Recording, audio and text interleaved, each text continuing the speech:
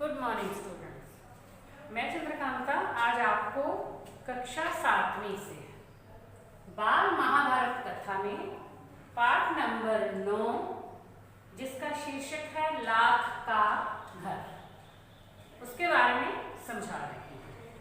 तो लाख का घर, अब लाख क्या चीज होती है?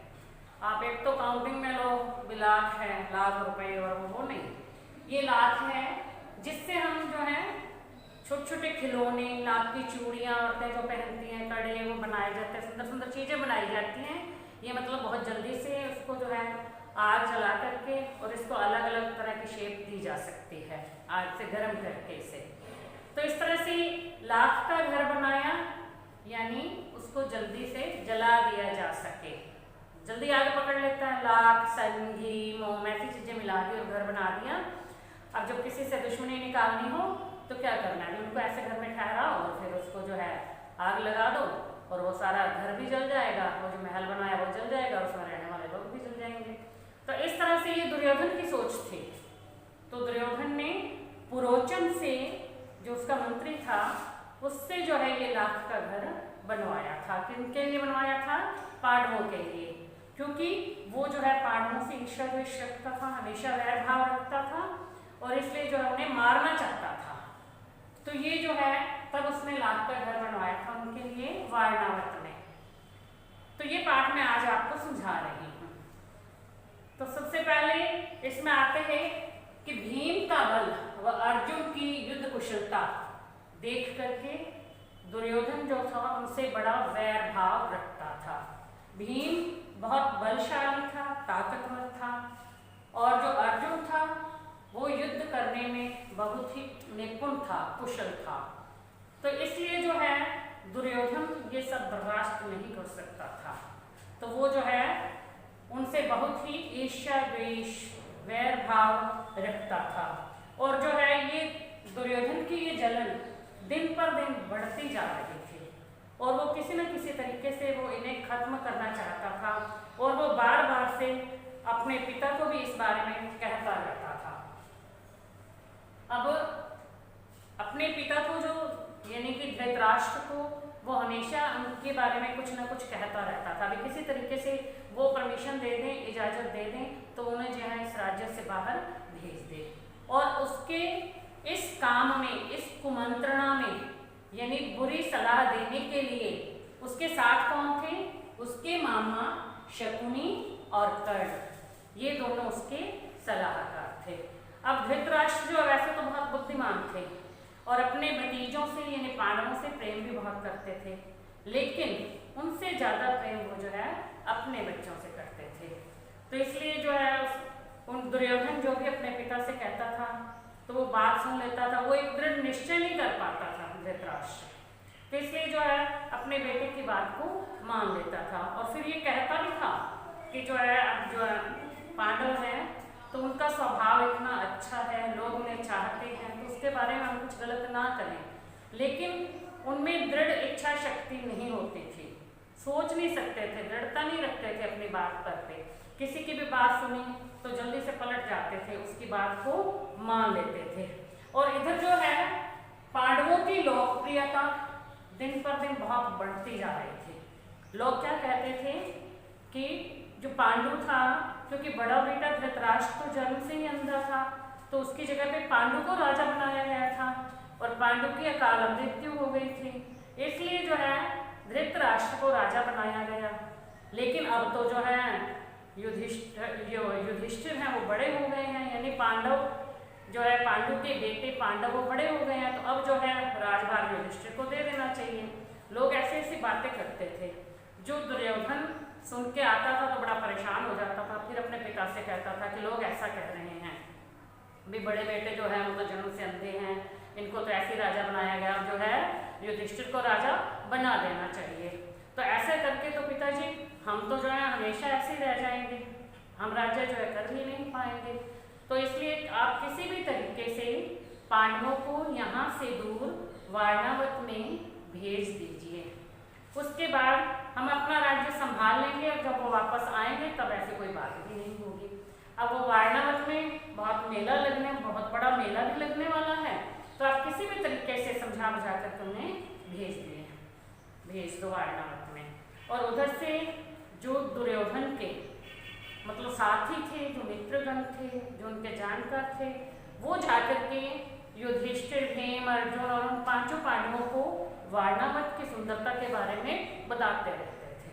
भी वारणावत में जैसे बहुत सुंदर मेला लगेगा, वहाँ पे क्या क्या देखने वाला है, बहुत अच्छी जगह है, ऐसा बताते रहते थे ताकि उनके मन में जो है वहाँ जाने की इच्छा जागृत हो जाए। तो जो है अब वो ऐसा उन्होंने भीष्म पितामह से भी ये बात कही भी जो है ऐसा करके जो हमें वारणावत में भेजा जाए। उधर जो पांडव थे वो उनकी बातें सुन सुन के उनके मन में भी इच्छा जागी कि हम जो है वारणावत में चले जाएंगे, वहाँ जाकर के वो उसकी सुंदरता को भी देखें। उनके मन में यह इच्छा हो गई। तब जो है उन्होंने खुद ही जाकर के धृतराष्ट्र से पूछा कि भी हम जो है वारणावत में जाना चाहते हैं।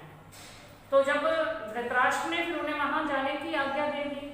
अब जो दुर्योधन था वो तो चाहता ही यही था भी ये किसी न किसी तरीके से वारणावत में चले जाएं। अब दुर्योधन की इच्छा तो पूरी हो गई क्योंकि उन्होंने स्वयं ही पूछ लिया था, उसे कुछ कहने की जरूरत ही नहीं पड़ी थी। इस प्रकार से पांचों पांडव माता कुंती को साथ लेकर के वारणावत के लिए रवाना हो गए। जब वो वारणावत के लिए गए तब जो है दुर्योधन ने सोचा भी अब कैसे जो है उन्हें वहां पर उनका नाश करना है, उन्हें खत्म करना है। तो इसलिए जो है अब कार्णिक और पुरोचन ये दोनों जो थे, ये भी कार्णिक जो था वो शकुनी जो दुर्योधन का मामा था उसका मंत्री था, और पुरोचन जो था वो दुर्योधन का मंत्री था। और पुरोचन जो है इस प्रकार से महल बनाने में बड़ा निपुण था। जब वो पांडव माता कुंती के साथ वारणावत के लिए रवाना हो गए तब क्या किया, इसने दुर्योधन ने पुरोचन को भी जल्दी से वारणावत के लिए भेज दिया। और पुरोचन जो है कोई छोटे रास्ते से होकर के पांडवों से पहले ही वारणावत में पहुंच गया। अब वारणावत जाकर के उसने क्या करना था, मतलब उसने दुर्योधन ने उसे पहले समझा करके भेज दिया था कि तुम वहां पर जाकर के सन, घी, मोम, तेल आदि जो है ना चीजें जिनसे जो जल्दी आग पकड़ती हैं उन्हें मिला करके एक सुंदर भवन बनाओ और वहां पर पांडव जो है जाकर के रहेंगे। तो वहां जाकर के फिर जो पुरोचन था उसने जो है इन चीजों को मिला करके एक सुंदर सा भवन बनवाया। और इस बीच में यदि पांडव जो है जल्दी पहुंच भी गए तो उनके ठहरने के लिए किसी और जगह का इंतजाम भी कर दिया गया। अब इनकी सोच क्या थी कि जो है कुछ समय तक तो उस लाख के भवन में पांडवों को आराम से रहना दिया जाएगा, और जब वो बिल्कुल निश्चिंत हो जाएंगे कि अब हमें यहाँ कोई खतरा नहीं है तब क्या किया जाएगा, उस भवन में आग लगा दी जाएगी। अब जब आग लगा दी जाएगी तब क्या होगा, वो भवन भी जल करके राख हो जाएगा और पांडव भी नहीं बच पाएंगे। तो इससे क्या होगा, दुर्योधन ने क्या सोचा, ये एक आकस्मिक घटना होगी कि अचानक ये दुर्घटना हो गई है और जो महल को आग लग गई और उसमें जो पांडव भी जल करके राख हो गए हैं। तो इस तरह से जो ये पाठ था इसी के बारे में बताया गया है। लाख का दर यानी दुर्योधन का पांडवों के प्रति वैर था और कैसे उन्हें मारने के लिए नए नए तरीके सोचना और अपने पिता धृतराष्ट्र को बार बार कहते रहना भी ये राज्य के लिए हमें ये करना पड़ेगा वो करना पड़ेगा। उसमें जो है उसके मामा शकुनी और पुरोचन, कर्ण, इन्होंने जो है इसका पूरा साथ दिया। कार्णिक जो कि राजकार्यों के बारे में बहुत अच्छा सलाहकार था धृतराष्ट्र का, वो जाकर के उसे बताता रहता था भी ऐसे करेंगे तो ये अच्छा हो, इसके लिए ये ठीक होगा, ऐसा करना चाहिए, वो करना चाहिए, जैसे बताते रहते हैं। कोई सलाह देने वाले होते हैं, कुछ लोग अच्छी सलाह देते हैं, कोई बुरी सलाह देते हैं। तो वो दुर्योधन के कहने पर जो है गलत राय धृतराष्ट्र को देता रहता था कार्णिक।